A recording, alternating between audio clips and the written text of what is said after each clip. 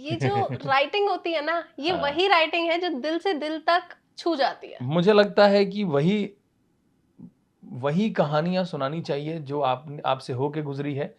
उस कमरे की कहानी लिखो ना जिसमें तुम रहते हो, या बिल्कुल। उस कमरे की जिसको तुमने झांक के देखा है। हम ये मतलब बुध ग्रह पे चलो पब खोलते हैं, कहाँ संभव है सालों? ये तो फालतू बात हो गई जी। ना। ये तो रियल नहीं है ना।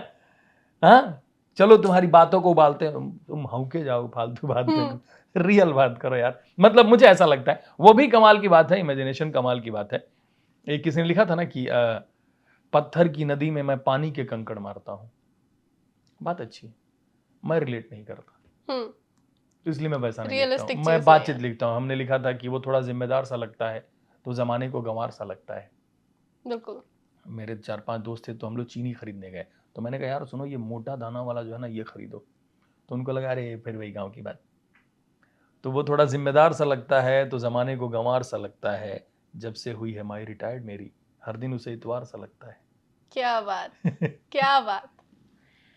जब आप लिखते हैं तो दिमाग में काफी सारे थॉट्स आते होंगे, जैसे कि आपने बोला कि एक एकांत वाली चीज है। जब हाँ, भी हम कुछ लिख रहे होते हैं हम अकेले में लिखते हैं। हाँ, काफी सारे इमोशंस को हाँ, बिल्कुल जोड़ना पड़ता है कुछ हाँ, चीज लिखने के लिए। तो हाँ, जब भी आप लिखते हैं तो उसी जोन में जाना पड़ता है बिल्कुल ही। अगर कुछ हाँ। आक्रोश वाली चीज है तो अपने दिमाग में। ये ना माँ बनने वाला प्रोसेस है। आपके दिमाग में कोई चीज घुसती है, कोई चीज आप कंसीव करते हो, और जब तक वो डिलीवर ना करो तब तक वो बेचैनी घूमती रहती है, और साथ ही आप अंदर अंदर उसको पाल पोस रहे होते हो कि जी। ये जब डिलीवर करूं तो पूरी तरह से परिपक्व होके आए, ये इसके हाथ पैर कान नाक सब कुछ सही हो, ये हम कुछ ऐसे कच्चा ही डिलीवर ना कर दें, बिल्कुल। हम अधपका ना डिलीवर कर दें। तो ये सेम प्रोसेस है, उतनी ही बेचैनी होती है। और कोई चीज़ एक बार आ जाए ना, और वो अच्छी है बुरी है हमें नहीं पता है, हमने डिलीवर कर दिया। बिल्कुल। एक घटना हुई थी दिल्ली में, जो बेसमेंट में पढ़ाई होती है, कोचिंग सेंटर्स बहुत सारे, उसमें पानी भर गया और दुर्घटना हो गई। 3-4 दिनों तक मेरा ऐसा दिमाग हिलता रहा। फिर एक दिन ऐसे टहलते टहलते ना मुझे ऐसे कुछ तो दिमाग में, मैं रुक गया वहीं पे और मोबाइल पे निकाल के मैंने टाइप करना शुरू किया। वो कविता मैंने लिख दी, फिर ठीक लग रहा है।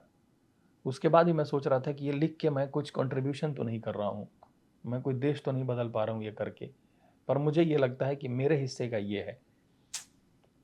किसी के मन में अगर पढ़ के कहीं कोई जोश आए, किसी के मन में पढ़ के अगर कोई इंस्पिरेशन आए, हम्म।